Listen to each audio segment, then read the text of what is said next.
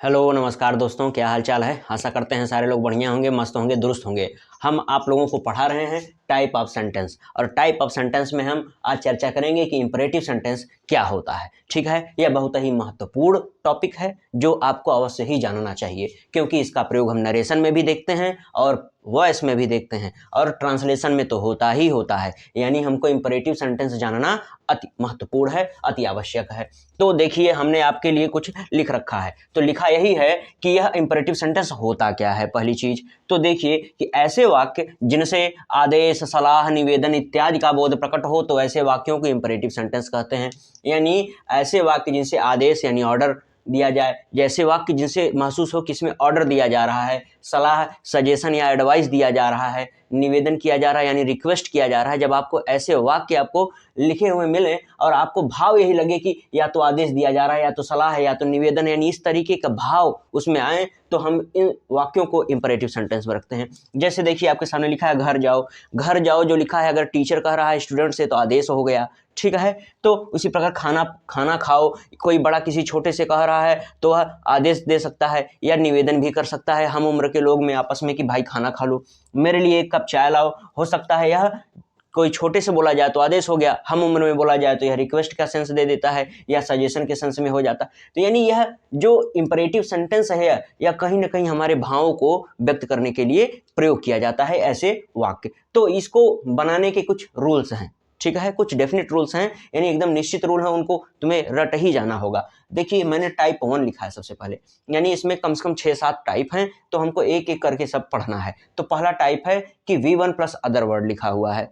तो V1 plus other word कहने का मतलब क्या है, यानी ऐसे वाक्य जिनकी शुरुआत वर्ब की फर्स्ट फॉर्म से हो और उसके बाद अन्य वर्ड हो, जिसमें ऑब्जेक्ट भी हो सकता है, हर चीज हो सकती है। यानी मुख्य हमारी चीज यही है कि वर्ब की फर्स्ट फॉर्म से यह शुरुआत हो, तो हमें यही देखना है। तो ऐसे कैसे वाक्य हो सकते हैं जो वर्ब की फर्स्ट फॉर्म से शुरुआत होते हैं, तो देखिए लिख रखे हैं, घर जाओ, खाना खाओ, मेरे लिए एक कप चाय लाओ, बैठ जाओ, दरवाजा खोल दो, दरवाजा बंद कर दो, स्विच ऑन कर दो, लाइट बंद कर दो। ये सारे जैसे होते हैं यह लगभग आदेश के सेंस में या रिक्वेस्ट के सेंस में होते हैं।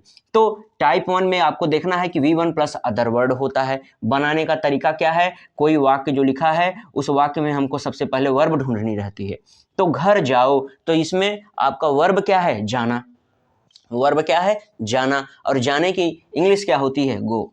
क्या होती है, गो होती है। और अदर वर्ड है यानी कहाँ जाना है, घर जाना है, तो दिशा आपको बताना होगा, गो टू होम। यानी आपका यह बन गया वाक्य, पहला वाक्य बन गया, घर जाओ, गो टू होम। यह कैसा वाक्य है, यह वाक्य है इंपरेटिव सेंटेंस। उसी प्रकार खाना खाओ अगर कह दिया जाए, तो खाना खाओ यानी खाना है इसमें। ठीक है, वर्ब क्या है, ईट। क्या है, ईट, और खाने के लिए क्या कर दो, द फूड कर दो। ठीक है, यानी खाना खाओ, आसान है।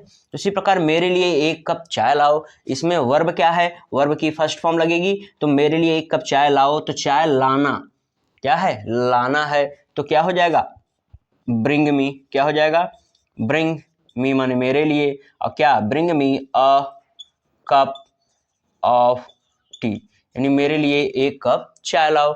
तो देखिए कितना आसान है, सबसे पहले वर्ब की फर्स्ट फॉर्म है, यह क्या हो गई, वर्ब की फर्स्ट फॉर्म हो गई। उसके बाद देखिए ऑब्जेक्ट आए हुए हैं, अदर वर्ड्स, यानी इसमें सब कुछ इंक्लूड हो जाता है, चाहे प्रीपोजिशन लगाइए, नाउन लगाइए, और सारी जितनी चीजें हैं इसमें ऐड हो जाती हैं। यानी इंपरेटिव सेंटेंस में वर्ब की फर्स्ट फॉर्म से शुरुआत होने वाला पहला टाइप हम पढ़े इस प्रकार की, घर जाओ, खाना खाओ, मेरे लिए एक कप चाय लाओ। अगर मैं यहीं आपसे कह दूं कि दरवाजा बंद कर दो, अगर मैं कह दूं दरवाजा बंद कर दो, तो इसका क्या होगा, बंद करने का क्या हो जाएगा, शट, या क्लोज लिखते हैं, क्या लिखते हैं, क्लोज द। दरवाजा का क्या होगा, डोर, क्लोज द डोर। ठीक है, अगर मैं आपसे यहीं पर कह दूं कि यही वाक्य आप लिखिए, यानी ट्रांसलेट करिए कि लाइट बंद कर दो, लाइट बंद कर दो, तो जरा इसका हमको बता दीजिए कि लाइट बंद कर दो, लाइट बंद कर दो का क्या बनाएंगे आप लोग, क्या बनाएंगे, वर्ब की फर्स्ट फॉर्म पहले, उसके बाद अदर वर्ड। तो बंद करने के लिए, लाइट बंद करने के लिए आप याद कर लीजिए क्या होता है, स्विच के साथ ऑफ लगता है, स्विच के साथ ऑफ लगता है या फिक्स प्रीपोजिशन के रूप में काम करता है। स्विच ऑफ माने बंद कर दो, और क्या बंद कर दो, लाइट बंद कर दो, यानी switch off the light, switch off the light. आई बात समझ में? तो देख रहे हैं आप कि कितना आसान है यह। वर्ब की फर्स्ट फॉर्म लगाइए, वर्ब की फर्स्ट फॉर्म लग रहा है, उसके बाद आपको क्या लिख देना है, अदर वर्ड्स जो वाक्य में आए हुए हैं। तो इस प्रकार से आपका पहला टाइप होता है, और पहला टाइप बहुत ही आसान है। अगर आप और प्रैक्टिस करना चाहें तो कहिए एक दो ठो और करवा देते हैं, फिर हम टाइप 2 पर आते हैं। आप इसको लिख लीजिए, हम साफ करें, ठीक है? लिख लिए होंगे, रोक कर लिख लिया करिए आप लोग। जैसे मान लीजिए मैं आपको कोई और वाक्य दे देता हूं,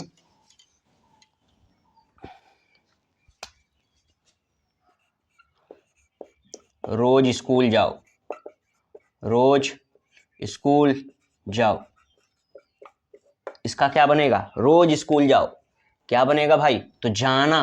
तो जाने की इंग्लिश क्या बनेगी, जाना का गो टू, स्कूल का स्कूल ही होगा, गो टू स्कूल। और रोज का क्या होता है, डेली होता है। क्या होता है, डेली होता है। यानी गो टू स्कूल डेली, यानी यहाँ पढ़ाई करने के सेंस में जाना है, इस वजह से द नहीं लगा है। अगर यहाँ पर द हम लगा देंगे तो अगर किसी नाउन के पहले जो स्थान दर्शाता है, अगर उसके पहले द लग जाता है तो वहां पर हम सिर्फ क्या करते हैं, जाते हैं, लेकिन उस पर्पज से नहीं जाते हैं जिस पर्पज के लिए वह बना हुआ होता है। जैसे यहाँ पर स्कूल के पहले द लग जाए तो आप स्कूल में जाएंगे तो किसी से मिलने जा सकते हैं या किसी छोटे बच्चे को छोड़ने जा सकते हैं। लेकिन अगर यहाँ पर द नहीं लगा है तो इसका मतलब आप स्कूल जा रहे हैं तो पढ़ने जा रहे हैं। मंदिर में अगर आप किसी से मिलने जा रहे हैं, कोई बातचीत करने जा रहे हैं, तो वहाँ पे द टेम्पल लग सकता है। लेकिन अगर केवल टेम्पल लगा है, इसका मतलब यह है कि आप वहाँ पूजा करने जा रहे हैं। तो यहाँ पर देखिए एक वाक्य कितना अच्छा बना, गो टू स्कूल डेली। आसान है कि नहीं, आप बना ले जाएंगे इस तरीके के जितने भी सेंटेंस आपको दिया जाएगा, ठीक है? अगर मैं कह दूं कि फर्श पर पोछा मार दो, मैं कह दूं फर्श पर पोछा लगा दो, तो क्या होगा, पोछा लगाने का क्या होता है, पोछा लगाने का अगर वर्ड आपको आएगा तो आप कर ले जाएंगे। तो पोछा लगाने का क्या होता है, मॉप द फ्लोर। अब FLOOR होगा कि FLOUR होगा, यहाँ पर आपके लिए यहाँ पर हम दे देते हैं, आप यहाँ शब्दों का भी ज्ञान रखा करिए। FLOOR होगा कि FLOUR होगा, ठीक है? एक ठो आटा होता है, एक ठो फर्श होता है। तो आप यहाँ पर अपने से कमेंट करके हमें बताइएगा। तो यहाँ पर टाइप 1 क्या होता है, समाप्त होता है। बहुत ही आसान था टाइप 1 कि वर्ब की फर्स्ट फॉर्म से शुरू हो रहा है और यहाँ पर समाप्त हो जा रहा है अदर वर्ड्स पे। तो इस तरीके से पहला टाइप जो है इंपरेटिव सेंटेंस का समाप्त होता है। हम अब टाइप 2 लेकर चलते हैं, वह आइए देखते हैं कि क्या होगा। आइए टाइप 2 के बारे में चर्चा करें कि टाइप 2 इसमें क्या है इंपरेटिव सेंटेंस में। तो टाइप 2 है कि डोंट के साथ वर्ब की फर्स्ट फॉर्म का प्रयोग किया जाता है और उसके बाद अदर वर्ड्स। यानी पहला हमने पढ़ा कि V1 के साथ अदर वर्ड का यूज किया जाता था, वह पहला टाइप था। यह दूसरा टाइप है कि डोंट के साथ V1 का प्रयोग करके अदर वर्ड्स का प्रयोग किया जाएगा, यानी यह इंपरेटिव सेंटेंस का दूसरा टाइप है। जैसे इसमें लिखा गया है, फूल मत तोड़ो, क्लास में शोर मत करो, झूठ मत बोलो, खिड़की मत बंद करो, यहाँ मत बैठो, यानी मनाही, यानी मना किया जाता है। कोई भी बात कहने से जब मना किया जाता है तो वह डोंट से शुरुआत करके V1 लगाया जाता है, ठीक है? आप अक्सर देखते होंगे कि ये सारे वर्ड्स जो हैं लिखे गए, यह जो सेंटेंस लिखा गया है प्रयोग किया जाता है बार बार, हम लोग आपस में बातचीत में करते हैं। तो इसको बनाया कैसे जाएगा, यानी इंग्लिश में इसका ट्रांसलेट कैसे होगा, तो आइए देखते हैं। यानी जब ऐसा कोई वाक्य लिखा हो जिसमें इस तरीके से बात हो कि फूल मत तोड़ो, अगर रहता फूल तोड़ो तो तोड़ने के लिए प्लक द फ्लावर कह देते, ठीक? लेकिन फूल मत तोड़ो लिखा है, वही मनाही हो जाए, तो हमें अपने से पहले जोड़ देना होता है डोंट। क्या जोड़ना होता है, डोंट। और वर्ब की फर्स्ट फॉर्म, और वर्ब क्या है, तोड़ना, और तोड़ने की इंग्लिश क्या होती है, डोंट प्लक। और फूल के लिए द फ्लावर, यानी फूल मत तोड़ो, डोंट प्लक द फ्लावर। आई बात समझ में? डोंट का प्रयोग करके वर्ब की फर्स्ट फॉर्म, उसके बाद ऑब्जेक्ट। उसी प्रकार क्लास में शोर मत करो, यह दूसरा है यहाँ पर सेंटेंस। तो यह क्लास में शोर मत करो मनाही है, यानी हमको लगाना ही लगाना है डोंट। क्या लगाएंगे हम, डोंट लगाएंगे। और शोर मत करो, तो शोर करने का क्या होता है, make a noise, don't make a noise, यानी शोर मत करो। लेकिन क्लास में शोर मत करो तो एक्स्ट्रा वर्ड्स हैं, तो क्या लिखेंगे, इन द क्लास होता है, क्या हो जाएगा, इन द क्लास हो जाएगा, ठीक है? ऊपर लिख लीजिएगा the don't make a noise in the class. आ रही बात समझ में? उसी प्रकार झूठ मत बोलो, मनाही है, अपने से क्या जोड़ना होगा, डोंट। क्या जोड़ेंगे भाई, डोंट जोड़ेंगे। वर्ब क्या है, झूठ बोलना, और झूठ बोलने का क्या होता है, टेल अ लाई। क्या होता है, टेल अ लाई। तो डोंट टेल अ लाई माने झूठ मत बोलो, डोंट हमने पहले लगा दिया। वर्ब की फर्स्ट फॉर्म फिर अदर वर्ड। यहाँ पर खिड़की मत बंद करो, यह अपने से बताइए क्या होगा, खिड़की मत बंद करो, मत बंद करो यानी डोंट, और बंद करने का क्लोज, डोंट क्लोज द, खिड़की का विंडो होगा, क्या होगा, विंडो। तो डोंट क्लोज द विंडो, देखिए कितना आसान है, डोंट के बाद वर्ब की first form, close the window, don't close the window. यहाँ मत बैठो, मत बैठो का मतलब क्या हो जाएगा, डोंट, और बैठने का शिट होता है, और यहाँ का हेयर होगा, डोंट सिट हेयर, यानी यहाँ मत बैठो। आ रही बात समझ में। उसी प्रकार अपने कमरे में धूम्रपान मत करो, फिर यहाँ भी मनाही है, यानी डोंट लगेगा, क्या लगेगा, डोंट लगेगा, डोंट स्मोक, धूम्रपान करने का क्या होता है, डोंट स्मोक हो जाएगा, धूम्रपान मत करो अपने कमरे में, मतलब इन, और अपने के लिए तुम यहाँ क्या लगाओगे, योर लगाओगे, और कहोगे रूम, यानी don't smoke in your room, अपने कमरे में धूम्रपान मत करो। मूर्खों की तरह व्यवहार मत करो, इसका आप बताइए क्या होगा, मूर्खों की तरह व्यवहार मत करो, मत करो यानी डोंट, क्या लगाएंगे, डोंट, और व्यवहार करने का बिहेव, डोंट बिहेव लाइक माने तरह, अब मूर्खों माने फूल्स, कई हैं, यानी मूर्खों की तरह व्यवहार मत करो, डोंट बिहेव लाइक फूल्स। कितना आसान है, डोंट वाला सेंटेंस एक तरीके से मान लीजिए सेम वही था टाइप 1, बस डोंट लगा हुआ, देख लीजिए हर जगह केवल डोंट ही लगा है, बाकी वर्ब की फर्स्ट फॉर्म और अदर वर्ड वाला ही सेंस दे रहा है, ठीक है, यानी मनाही हो तो डोंट लगा देना होता है। यह तुम्हारा टाइप 2 था, और टाइप 2 आपको समझ में आया होगा अच्छे से, नहीं आया होगा तो दोबारा देख लीजिएगा, वैसे इसमें कुछ है नहीं। टाइप 3 मैं बताता हूँ आपको कि टाइप 3 क्या होगा। आइए टाइप 3 आपको बताते हैं कि टाइप 3 में क्या है। टाइप 3 में है कि प्लीज लगाकर वर्ब की फर्स्ट फॉर्म में अदर वर्ड लिखते हैं, यानी यह भी V1 का ही है। V1 के पहले हमने डोंट लगा के देखा था, अब V1 के पहले प्लीज लगाकर देखना है कि यह किस प्रकार के वाक्यों को बनाता है। यानी जहां पर आपको निवेदन करना हो, पहली बात समझ लीजिए, आपकी निवेदन करने के लिए जो वाक्य प्रयोग किए जाते हैं जिसमें कृपया कृपया हम लगाते हैं, वही प्लीज अर्थ देता है, ठीक है। अगर बोलना है कि कृपया अपनी साइकिल मुझे दे दो, तो यहाँ प्लीज लगेगा, कृपया पढ़ाई करो तो प्लीज लगेगा, यानी कृपया के लिए क्या लगता है, प्लीज लगता है। लेकिन वाक्य बनता कैसे है, V1 प्लस अदर वर्ड से। जैसे कृपया अपनी साइकिल मुझे दे दो, तो कृपया के लिए आप क्या लगाएंगे, कृपया के लिए लगाएंगे प्लीज, क्या लगाएंगे, प्लीज। और वर्ब की फर्स्ट फॉर्म क्या है, मुझे दे दो, देने के लिए क्या होता है, गिव होता है, प्लीज गिव मी मानी कृपया मुझे दे दो अपनी साइकिल, यानी योर, और साइकिल का ही साइकिल लिख दो। कितना आसान है, प्लीज लगा के गिव मी योर साइकिल हो गया। कृपया पढ़ाई करो, इसका क्या होगा, कृपया के लिए आप क्या लिखेंगे, प्लीज लिखेंगे। अब पढ़ाई करने के लिए क्या होता है, स्टडी, मतलब होता है पढ़ाई करना, तो दो ही वर्ड लिख देंगे, हो जाएगा पूरा वाक्य, प्लीज स्टडी, कृपया पढ़ाई करो, ठीक है। कृपया छात्रों को मत पीटो, तो इसका क्या होगा, प्लीज, क्या होगा, प्लीज छात्रों को मत पीटो।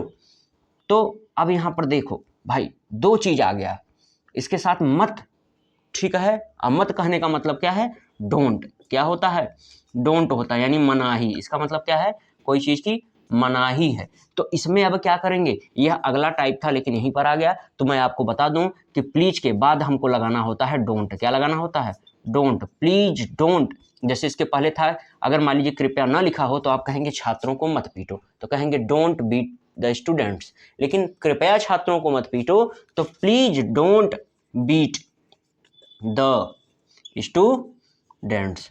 आसान है कि नहीं, इसके लिए घबराइएगा नहीं कि प्लीज और डोंट का प्रयोग इकट्ठा हो गया, हो सकता है अगर यहाँ पर कृपया और मत यानी मनाही और कृपया दोनों एक साथ आ जाएं तो हमको इस तरीके से प्रयोग करना होगा, please don't beat the students. आ रही बात समझ में। कृपया मेरी मदद करो, इसका आप बताइए कि कृपया मेरी मदद करो का क्या होगा, मेरी मदद करो का आप पहले बताइए, मेरी मदद करो का क्या होगा, हेल्प मी, हेल्प मी मतलब हो जाएगा मेरी मदद करो, लेकिन कृपया लगा है इस वजह से यहाँ पर क्या लगाना होगा, प्लीज लगाना होगा, यानी प्लीज हेल्प मी। यानी यह आपका तीसरा टाइप हो गया इंपेरेटिव सेंटेंस का, जिसमें प्लीज लगाकर हम सेंटेंस को लिखते हैं। तो आइए अब अगला टाइप नंबर 4, ठीक है। आइए आपको टाइप 4 बताते हैं कि टाइप 4 में क्या है। तो जैसे हमने चर्चा किया था कि कृपया के साथ अगर मत आ जाए यानी मना ही आ जाए, मना किया जाए कोई कार्य, तो प्लीज के साथ हमको डोंट लगाना होता है, फिर वर्ब की फर्स्ट फॉर्म आएगी, तब अदर वर्ड आता है, लास्ट में फुल स्टॉप आता है, ठीक है। अच्छा एक चीज आपको शायद बताना भूल रहे हैं कि फुल स्टॉप ही लगातार आता रहेगा, इंपेरेटिव सेंटेंस के लास्ट में क्या होता है, फुल स्टॉप ही लगता है। तो कृपया गाड़ी तेज मत चलाओ, आपके सामने यही वाक्य लिखा गया है, और आपको बनाना है। आप देखिए इसमें कृपया भी आया है और मत भी आया है, यानी दोनों चीज़ आई गई। यहाँ पर दोनों चीज़ आई है तो यहाँ प्लीज का भी प्रयोग करेंगे और डोंट का भी प्रयोग करेंगे, और क्रम देख लीजिए, क्रम यही रहेगा, ठीक है। यानी हमको सबसे पहले क्या लिखना होगा, प्लीज। क्या लिखना होगा, प्लीज लिखना होगा। फिर उसके बाद क्या लिखना होगा, डोंट लिखना होगा। प्लीज डोंट, इतना हो गया तो कृपया और मत दोनों का अर्थ निकल गया। और अब आगे क्या है कि गाड़ी चलाने के लिए, गाड़ी चलाने के क्या होता है, ड्राइव द व्हीकल, ठीक है। अब कैसे ना चलाओ, तेज, तो तेज के लिए क्या होता है, फास्ट होता है, ठीक है। Please don't drive the vehicle fast, कृपया गाड़ी तेज मत चलाओ, ठीक है। तो दे प्लीज आ गया, फिर डोंट आ गया। आगे देखिए, कृपया मुझसे बात मत करो, दोनों चीजें आई हैं, कृपया भी है मत भी है, यानी आप क्या करेंगे, प्लीज लगाएंगे। क्या लगाएंगे यहाँ पे, प्लीज लगाएंगे, और फिर क्या लगाएंगे, डोंट लगाएंगे। अच्छा, मुझसे बात मत करो, बात ना करने के लिए क्या होता है, टाक। टाक मतलब क्या होता है, बात करना, और टाक सा टू लगता है, तो please don't talk to me, please don't talk to me, यानी कृपया मुझसे बात मत करो। आसान है, यह भी आसान है, कृपया अपने माँ बाप को धोखा मत दो, तो कृपया भी आया है और मनाही भी मत दो, मना किया जा रहा है, तो आपको क्या करना होगा भाई, प्लीज लगाइए, प्लीज डोंट। और धोखा देने की इंग्लिश क्या होती है, यानी वर्ड क्या होगा, चीट। क्या होगा, चीट। प्लीज डोंट चीट, अपने के लिए योर लगाइए, और माँ बाप के लिए क्या वर्ड यूज किया जाता है, पेरेंट्स। क्या होता है, पेरेंट्स होता है। तो देखिए कितना आसान था प्लीज डोंट V1 वाला, ठीक है। तो आशा करते हैं यह भी समझ में आया होगा आपको। इसके पहले सिर्फ डोंट वाला देखे तो वह भी समझ में आया होगा, और केवल V1 वाला देखे तो वह भी समझ में आया होगा, यानी यह जो चारों टाइप आप देख लिए, यह आपको अच्छे से समझ में आ गया होगा। तो अब हम पांचवा टाइप लेकर चलते हैं, ठीक है। तो उसको समझिए, आपको बताते हैं कि टाइप 5 किस प्रकार से प्रयोग होगा। यह थोड़ा इंपॉर्टेंट है, इसको ध्यान से समझिए आप लोग।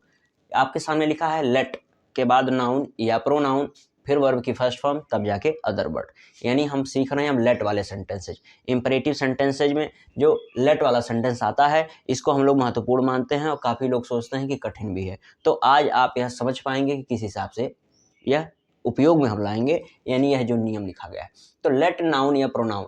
अच्छा, एक चीज़ जान लीजिए, नाउन का भी केस होता है सब्जेक्टिव और ऑब्जेक्टिव, लेकिन यह नाउन दोनों में सेम रहता है, इस वजह से इसका कुछ नहीं लिखा गया है। लेकिन प्रोनाउन ऑब्जेक्टिव केस होता है, यानी यहाँ पर लिखा गया है कि प्रोनाउन होना चाहिए ऑब्जेक्टिव केस में।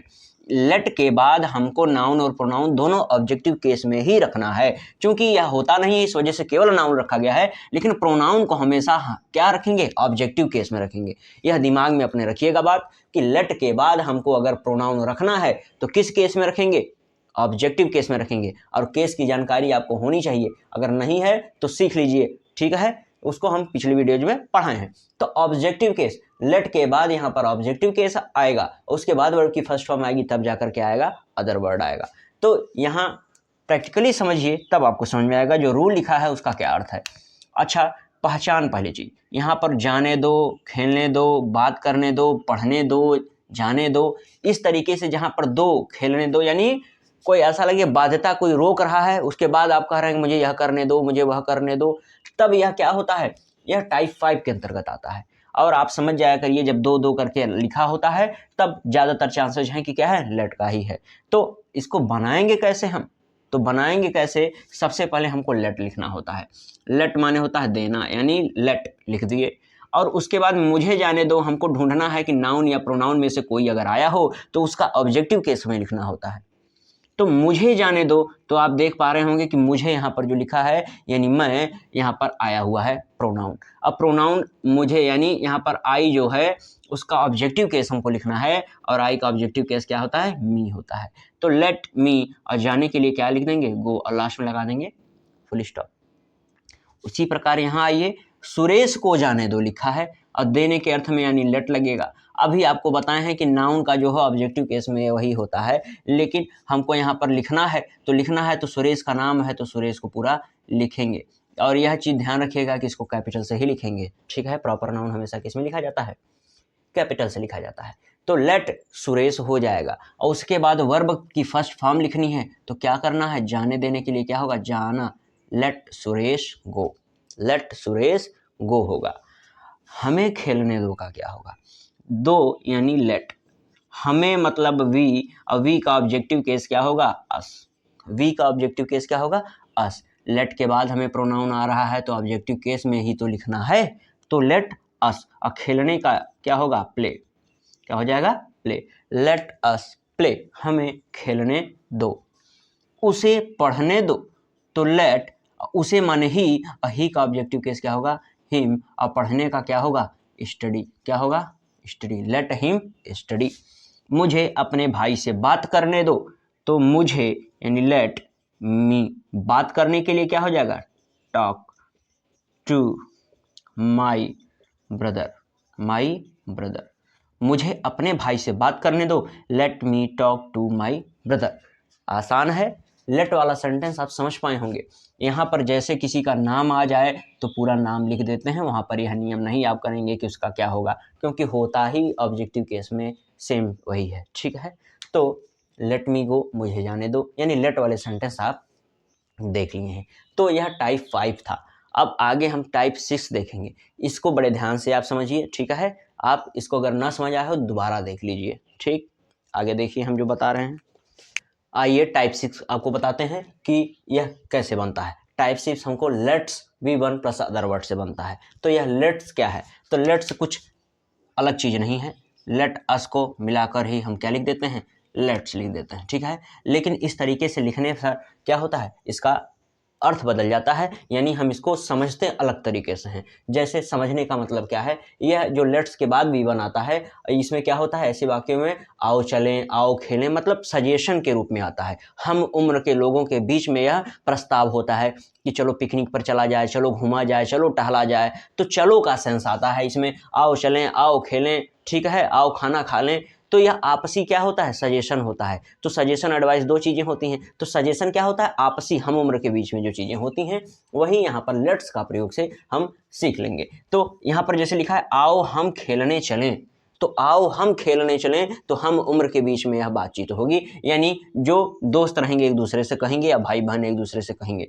तो यहाँ पर क्या कहेंगे, आओ के लिए हम पहले लिख देते हैं लेट्स, और खेलने चलें, आओ हम खेलने चलें, तो लेट्स प्ले, ठीक है। तो आओ हम खेलने चलें, तो खेलें यानी चलो खेलें कहने का अर्थ हुआ, तो लेट्स प्ले का अर्थ हो जाएगा आओ चलें हम खेलें, ठीक है। आओ टहलें, इसका क्या होगा, लेट्स, क्या होगा, लेट्स। और टहलने का क्या हो जाएगा, वॉक हो जाएगा, लेट्स वॉक हो जाएगा, वर्ब की फर्स्ट फॉर्म।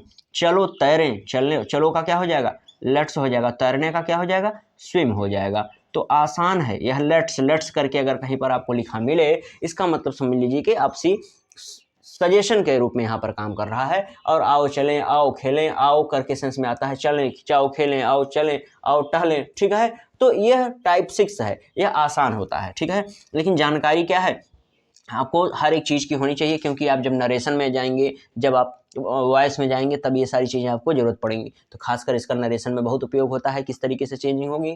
तो आप टाइप 6 ठो जान लीजिए इसका। और एक दो टाइप बचता है, जैसे कीप बच गया, यानी ये कोई चीज़ करते रहो, स्टार्ट बच गया, तो यह इसके अंतर्गत कई विद्वान रखते भी हैं, कई लोग नहीं रखते हैं, तो हम इसको अलग से पढ़ लेंगे, ठीक है। अगली वीडियो में डाल दूंगा कि कीप के ऊपर क्या होगा और स्टार्ट से कैसे होते हैं, ठीक है। धन्यवाद।